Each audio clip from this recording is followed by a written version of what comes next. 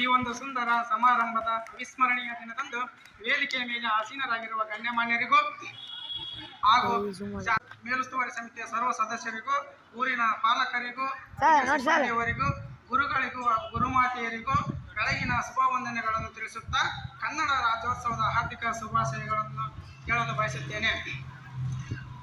ಕನ್ನಡ ಭಾಷೆ ಯಾವಾಗ ಉಗಮ ಆಯಿತು, ಕನ್ನಡ ಭಾಷೆಯನ್ನ ಯಾವ ರೀತಿಯಾಗಿ ನಾವು ಬಳಸಬೇಕು ಅನ್ನೋದನ್ನು ಕೂಡ ನಮ್ಮ ಗುರುಗಳು ಮತ್ತು ಗುರುಮಾತೆಯರು ಮತ್ತು ವಿದ್ಯಾರ್ಥಿಗಳು ಕೂಡ ತಮಗೆ ತಿಳಿಸಿಕೊಟ್ಟಿದ್ದಾರೆ. ಆದ್ರೆ ನಾನು ಕನ್ನಡ ಭಾಷೆಯ ಬಗ್ಗೆ ನನ್ನ ಇತಿಹಾಸವನ್ನು ಕೆದಕಿದಾಗ ಸುಮಾರು 2,500 ವರ್ಷಗಳ ಇತಿಹಾಸ ಐತಿ. ಆ ಇತಿಹಾಸವನ್ನು ನಾವು ಕೇವಲ 10 ನಿಮಿಷದಲ್ಲಿ ಅಥವಾ ಒಂದು ದಿನದಲ್ಲಿ ಹೇಳಲಿಕ್ಕೆ ಸಾಧ್ಯ ಇಲ್ಲ. ಅದನ್ನು ನಾವು ಮೈಗೂಡಿಸಿಕೊಂಡಾಗ ಮಾತ್ರ ನಾವು ಕನ್ನಡ ನಾಡು ನುಡಿಯ ಬಗ್ಗೆ ನಾವು ತಿಳ್ಕೋಬೇಕಾಗ್ತದೆ. ಕನ್ನಡವನ್ನ ನಾವು ಪ್ರತಿದಿನ, ಪ್ರತಿನಿತ್ಯ, ಪ್ರತಿ ಕ್ಷಣನೂ ಕೂಡ ಕನ್ನಡವನ್ನು ಬಳಸಿದಾಗ ಮಾತ್ರ ಕನ್ನಡಕ್ಕೆ ನಾವು ಕೊಡ್ತಕ್ಕಂಥ ಗೌರವ ಅವಿಸ್ಮರಣೀಯ ಅಂತ ಹೇಳಲಿಕ್ಕೆ ಬಯಸ್ತೀನಿ.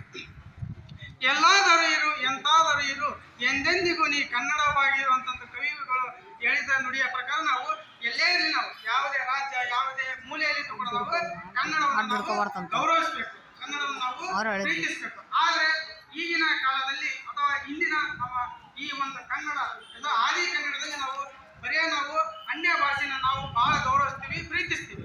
ಕನ್ನಡ ಭಾಷೆಗೆ ನಾವು ಯಾವುದೇ ರೀತಿಯಾದ ಮನ್ನಣೆಯನ್ನು ಕೊಡ್ತಾ ಇಲ್ಲ. ಹಂಗಾಗಿ ನಾವು ಕನ್ನಡ ಭಾಷೆಗೆ ನಾವು ಮನ್ನಣೆ ಕೊಡ್ತಾ ಇಲ್ಲ.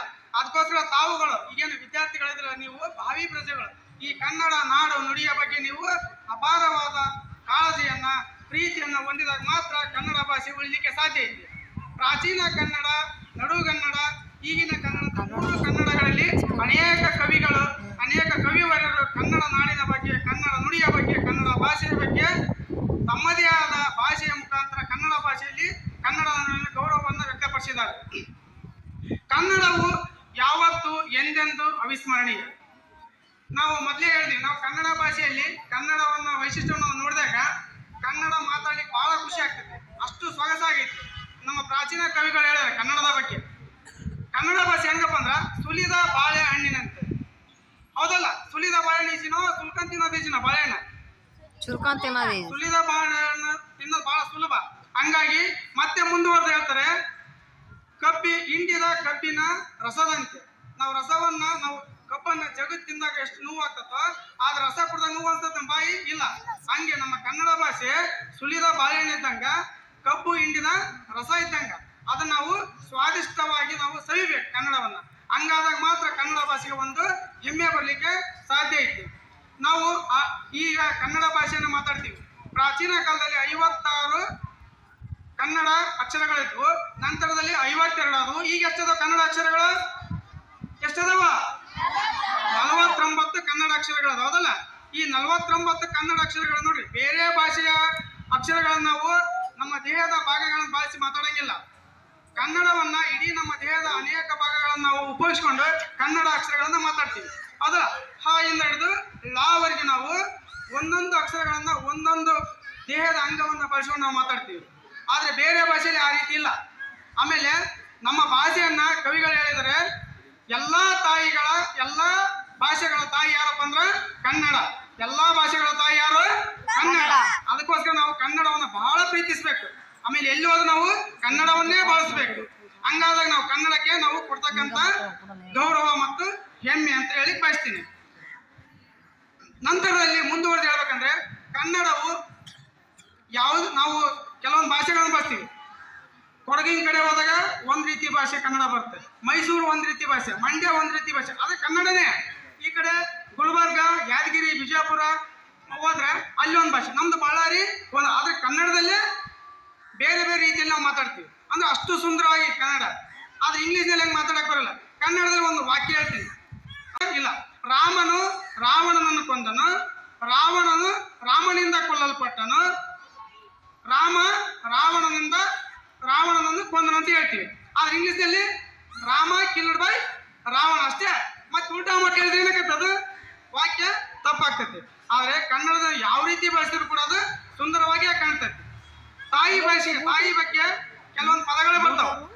ತಾಯಿ ಏನೇನು ಕರಿಬೋದು ನಾವು ಕನ್ನಡದಲ್ಲಿ? ತಾಯಿಗೆ ಯಾವ ರೀತಿಯ ಕರಿತೀರಿ? ತಾಯಿನ ಮನೆಯಲ್ಲಿ ನೀವು ತಾಯಿ, ಅಮ್ಮ, ಅವ್ವ, ಬೇ ಅಂತ ಕರಿತೀರಿ. ಬೇ ಅಂದ್ರೆ ಏನು? ತಾಯಿ. ಅಬ್ಬೆ ಅಂತ, ಹಳೆ ಕನ್ನಡ ಭಾಷೆ ಅಬ್ಬೆ. ನಾವು ಅದನ್ನ ಆ ತೆಗೆದು ಬೇ ಅಂತೀವಿ. ಈ ರೀತಿಯಾಗಿ ಕನ್ನಡದಲ್ಲಿ ತಾಯಿ ಬಗ್ಗೆ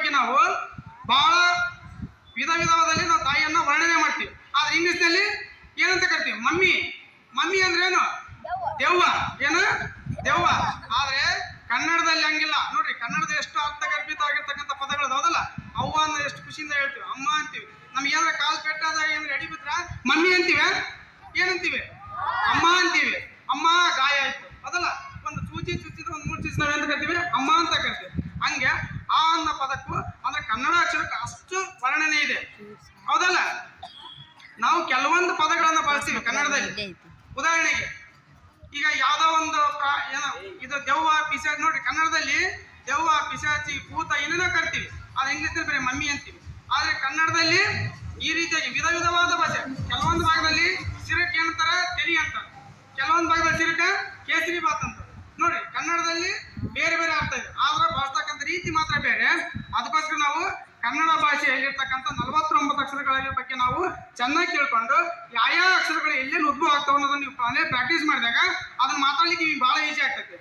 ಅದಕ್ಕೆ ದಯಮಾಡಿ ತಾವೆಲ್ಲರೂ ಮುಂದಿನ ದಿನಮಾನಗಳಲ್ಲಿ ಹೆಚ್ಚೆಚ್ಚು ಕನ್ನಡವನ್ನು ಬಳಸಿ. ಸಮಯದ ಅಭಾವ ಇರೋದ್ರಿಂದ ಬಹಳ ಮಾತಾಡೋಕೆ ಅನ್ಕೊಂಡಿದ್ದೆ. ಸಮಯದ ಅಭಾವ ಇರೋದ್ರಿಂದ ಹೆಚ್ಚೆಚ್ಚು ನೀವು ಕನ್ನಡವನ್ನು ಬಳಸಿ, ಕನ್ನಡವನ್ನು ಮಾತಾಡ್ರಿ. ನಾನು ಕೂಡ ಮಾತಾಡ್ಲಿಕ್ಕೆ ಪ್ರಯತ್ನ ಪಡ್ತೀನಿ. ಯಾಕಂದ್ರೆ ನಾವು ಆಲ್ರೆಡಿ ಈಗ ಏನ್ ಮಾಡಿದ್ವಿ, ನಮ್ಮ ಇಂಗ್ಲೀಷ್ನ ಬಿಟ್ಟು ಹೋಗ್ಬಿಟ್ಟಿದ್ರು ಆಂಗ್ಲ ಪದವನ್ನು. ಆ ಆಂಗ್ಲ ಭಾಷೆ ಬಿಟ್ಟು ನಾವು ಹೆಚ್ಚೆಚ್ಚು ಆಂಗ್ಲನ ಬಳಸ್ತಾ ಇದೀವಿ. ದಯಮಾಡಿ ಇನ್ನು ಮುಂದಿನ ದಿನಮಾನ ನೀವಾದ್ರೂ ಕೂಡ ಕನ್ನಡವನ್ನು ಹೆಚ್ಚು ಬಳಸ್ರಿ, ಕನ್ನಡನ ಉಳಿಸ್ರಿ, ಕನ್ನಡ ನಾಡನ್ನ ಬೆಳೆಸ್ರಿ ಅಂತ ಹೇಳ್ತಾ ನನಗೆ ಮಾತನಾಡಲಿಕ್ಕೆ ಅವಕಾಶ ಮಾಡಿ ಕೊಟ್ಟಿರ್ತಕ್ಕಂಥ ವೇದಿಕೆಯ ಮೇಲಿನ ಎಲ್ಲಾ ಗಣ್ಯರಿಗೂ ವಂದಿಸುತ್ತಾ ನನ್ನ ಮಾತುಗಳಿಗೆ ವಿರಾಮ ನೀಡುತ್ತೇನೆ. ಜೈ ಕರ್ನಾಟಕ ಮಾತೆ, ಜೈ ಭುವನೇಶ್ವರಿ. ಧನ್ಯವಾದ.